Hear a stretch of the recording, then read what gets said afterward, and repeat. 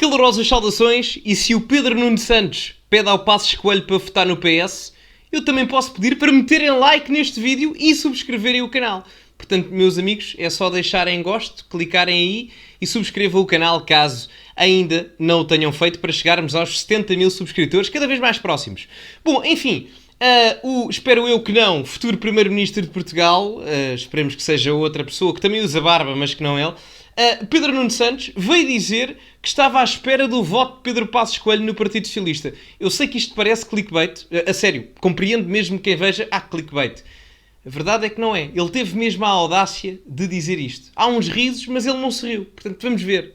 A história do Partido Socialista também se fez e se reforçou em muito nestes últimos 8 anos. Marcados pela governação do PS, liderada por António Costa, num ciclo do qual me orgulho de ter feito parte desde o primeiro dia.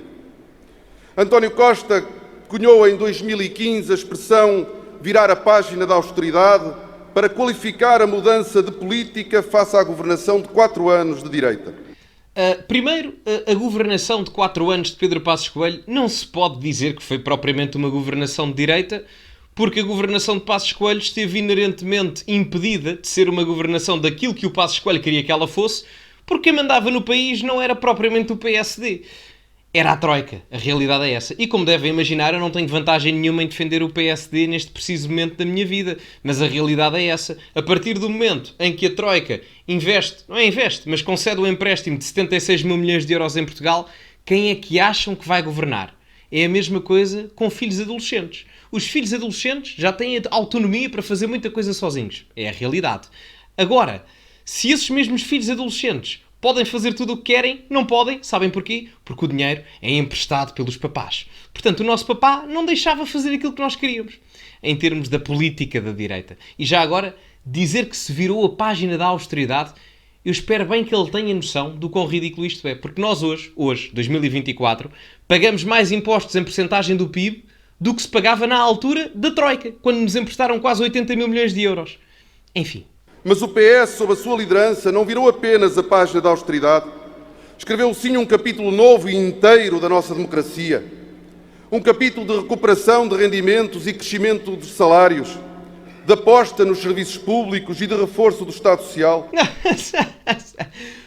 Eu adoro o Pedro Nuno Santos, porque o Partido Socialista, mesmo que aumentando a função pública para aí em 200 mil trabalhadores, uma coisa assim irrisória, conseguiu fazer com que o número de portugueses sem médicos de família chegasse a 1,7 milhões, conseguiu que no início deste ano letivo houvesse 100 mil alunos sem professores e conseguiu que os transportes públicos passassem mesmo só a ser públicos, porque eu depois não vejo os transportes. Eles podem ser públicos, não é? Só não se vê a parte dos transportes. Portanto, eu acho muita piada quando isto é dito sem se rir. E já agora, ele diz, aumentámos os salários. Numa perspectiva nominal, efetivamente aumentaram os salários. Aumentaram em termos nominais. Agora, isso repercutiu-se em aumento do poder de compra? Não, porque especialmente nos últimos anos, o aumento do nível de preços foi superior ao aumento do nível de salários. Portanto, no final do dia, companheiro, os portugueses estão mais pobres do que estavam no início de 2015 e, até digo mais, se não me falha aqui a memória, Portugal neste momento, em termos da sua própria classe média, tem menos poder de compra do que tinha em 2009. Era José Sócrates primeiro-ministro, portanto, orgulho. Mas, acima de tudo, um capítulo que provou como era errada a estratégia do PSD. Sim, foi e é possível subir salários e pensões e, simultaneamente, reduzir o déficit e a dívida. Sim, camaradas, o PSD ainda espera o diabo, da mesma forma como nós ainda esperamos o apelo de Passos Coelho ao voto no PS. Portanto, é aqui que eu acho. Há uns risos por trás, ele aqui dizer espera o apelo do voto de Passos Coelho ao PS. E outra coisa que não deixa de ser interessante, porque ele diz que é possível aumentar salários e diminuir a dívida e o déficit. É bom que ele não se esqueça de dizer também que o investimento público na primeira legislatura de António Costa entre 2015 e 2019 foi inferior ao investimento público quando a Troika cá estava. E depois vem aqui dizer ainda estamos à espera do apelo do voto de Passos Coelho relativamente ao PS, quase como se fosse aqui uma exigência em tom mais ou menos irónico, mas ele, como não tem expressividade nenhuma e está com a cabeça no papel, não olha em frente como se deve fazer um discurso como deve ser, nem sequer se nota aqui se é ironia ou não. Portanto, não deixa de ser um ato completamente ridículo, mas completamente ridículo. Foi um capítulo escrito em 8 anos, dividido em 3 governos. O primeiro, que durante 4 anos garantiu a recuperação de rendimentos e direitos de trabalhadores e pensionistas, bem como a credibilidade internacional ao retirar Portugal da zona de risco do procedimento por déficits excessivos para onde a direita nos tinha conduzido. Mentira! Mais uma mentira de Pedro Nuno Santos. Aliás, eu ontem já tinha feito um fact-check a meia... Não eu, mas até o próprio polígrafo já tinha feito um fact-check quando ele vem dizer a direita levou-nos para sítios de déficits excessivos. É mentira, mas completamente mentira. Querem saber porquê? Bom, vamos por números, e os números eu aqui recordo-me bem. Em 2010, o déficit orçamental português, em percentagem do PIB, era de 10%. O valor mínimo saudável é de 3%. Nós estávamos a 10%, com José Sócrates. Em 2015, com Passos Coelho, conseguiu reduzir-se para a volta dos 4%, 4,4%. Em 2020, na altura da pandemia, chegámos aos 5%, ou seja, aumentou-se relativamente a 2015. Quer isto dizer que, em termos comparativos, em questões do déficit excessivo na última conjuntura de 10, 15 anos, José Sócrates conseguiu ser pior para as finanças públicas de Portugal do que uma pandemia mundial. Não sei se têm noção. É que isto é factual. O déficit com o Sócrates era maior do que o déficit com a pandemia. Eu acho que... Eu até fico sem palavras.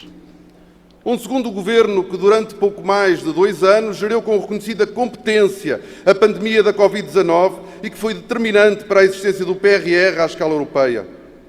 E um terceiro governo que durante cerca de 2 anos gerou com segurança a crise da inflação que se seguiu à pandemia e à invasão da Ucrânia pela Rússia. Credibilidade. Geriu a crise da inflação. Não se esqueçam, quando vão ao supermercado, pensem, quando comprarem ovos a preços exorbitantes, lembrem-se que foi graças à grande gestão do Partido Socialista. Aliás, inflação a 8 ou 9%, como tivemos o ano passado, isso é que foi uma gestão com responsabilidade. Relativamente ao excesso de impressão de dinheiro da União Europeia, nada a dizer?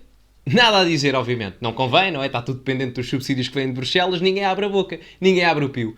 Claro, obviamente. Competência, segurança, é isto que vai ficar para a história, é isto que vai ficar na nossa memória.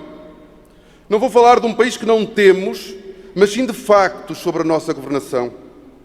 Neste capítulo de 8 anos de governação socialista, vemos o resultado de uma agenda para a década para o nosso país e a sua tradução na evolução dos rendimentos, com um aumento superior a 60% do salário mínimo, no aumento superior a 20% do valor médio das pensões e nas sucessivas reduções do IRS. Primeiro, mais uma vez, não é verdade tudo isto que ele disse, e além do mais, é muito curioso que ele não refira aqui a questão do salário médio, porque Portugal neste momento aproxima-se tanto daquilo que é quase um regime economicamente quase comunista, que o salário mínimo está quase ao mesmo nível do salário médio. O salário médio neste momento em Portugal são 1.100 euros. E o salário mínimo em 2024 entra nos 805. Quer isto dizer que entre o salário mínimo e o salário médio em Portugal há apenas 200 e tal euros de diferença, que não é assim uma diferença tão significativa quanto isso em termos quantitativos. Muito bom, não é? Portanto, em vez de termos diferença na riqueza, temos a igualdade na pobreza. Avante, camarada. Excelente. Não é a invenção, são factos da nossa governação, em contraposição ao brutal aumento de impostos e corte de pensões feito pelo PSD há uma década. Corte que só não passou a permanente porque o Tribunal Constitucional não o permitiu. E sim, ainda nos lembramos bem de quem era o líder parlamentar do PSD nessa altura. Para a juventude ainda mais jovem que eu, não é? Para quem lhe está a crescer os pelos na cara, era Luís Montenegro. Era Luís Montenegro, líder parlamentar de Passos Coelho entre 2011 e 2015. Confesso que na altura achava que ele daria melhor líder partidário do que está a ser hoje. Confesso. Enganou-me bem. Trapaceiro. Uma agenda para a década que teve tradução no emprego, com mais de 600 mil postos de trabalho criados e com uma forte redução do desemprego, depois de termos atingido, com o PSD e o CDS no poder, a maior taxa de desemprego desde que há registro, 17% em 2013. Uma agenda... Sim, mas a partir daí começou a redução que depois foi capitalizada também pela conjuntura internacional, que o PS aproveitou. São estes à partes, não é? Estas campanhas, porque reparem, o Partido Socialista não tem ideias. Eu quase que parei... Ouçam, eu aqui estou a fazer indiretamente, e Deus me perdoe estar a dizer isto, mas Eu aqui indiretamente parece que estou a fazer melhor trabalho enquanto líder do PSD do que o Luís Montenegro. Bem, não é difícil, mas enfim, reparem bem que o facto do Partido Socialista não ter ideia nenhuma para o país, porque sabe que já esgotou tudo aquilo que eram as suas soluções, que são mais problemas do que soluções, leva-os apenas a apontar os problemas e, curiosamente, quando fazem essa crítica relativamente ao Chega, eles são 30 mil vezes pior. E o Chega, curiosamente, até foi o partido que mais apresentou propostas no Parlamento. Portanto, isto não faz sentido. Para a década, que teve ainda tradução relevante na sustentabilidade das contas públicas, com uma redução da dívida. Uma grande redução da dívida. Sim, os portugueses sabem bem qual é o partido das contas certas. O partido para quem contas certas não significa cortes na certa. Chefe, podes enganar a malta do Congresso do PS, mas a dívida diminuiu não em termos absolutos. Diminuiu em termos percentuais. A dívida diminuiu devido ao fator da inflação, porque a inflação fez com que, inerentemente, o valor do PIB aumentasse. Logo, fez com que a dívida, em termos percentuais relativamente ao PIB, diminuísse, porque a dívida em si, em termos absolutos, aumentou. Simplesmente não aumentou no mesmo nível que o PIB aumentou. Daí a percentagem ter diminuído. É só dizer a verdade toda, não é? Não é que tu estejas a mentir neste... Já mentiste muito aqui, verdade, mas aqui não mentiste, ou omitiste. Mas não era preciso, não é? Não era preciso. Não vais ganhar votos aí, toda a malta que já está ali vai votar em ti. Menos o António Costa, claro, mas tudo o resto vai votar. Falamos. E acaba aqui, não é? Acaba aqui. Sim. Não, e pronto, exatamente. Aí está o Congresso do PS. Juventude. Bom, o que é que eu ia dizer? Isto foi o discurso do Pedro Nuno Santos. Ele teve para aí 40 minutos a falar. Portanto, não vão ver. Vão à missa, vão correr, vão ao ginásio. Acho que o Benfica está a jogar agora, ou o Sporting, não sei, vão ver, acho que é mais produtivo do que isto, mas em todo o caso este foi o certo de 3 minutos ou 4, ou o que é que ele teve aqui a falar, mais produtivo em termos da quantidade de mentiras por minuto, ok? Portanto, pareceu mais os MPMs, não é? Mentira por minuto. Portanto, parece-me interessante. Meus amigos, vamos ficar por aqui. Têm aqui no canto superior direito, exatamente no meu canto superior esquerdo, no vosso direito, as minhas redes sociais, onde me podem seguir no Twitter e também no Instagram. Peço também que metam um like neste vídeo, é muito importante. Subscrevam também o canal para chegarmos aos 70 mil subscritores. E, como é habitual, e não poderia deixar de ser, acima de tudo, cultivem-se, que é para não acabarem como o Pedro Nuno Santos. Até à próxima.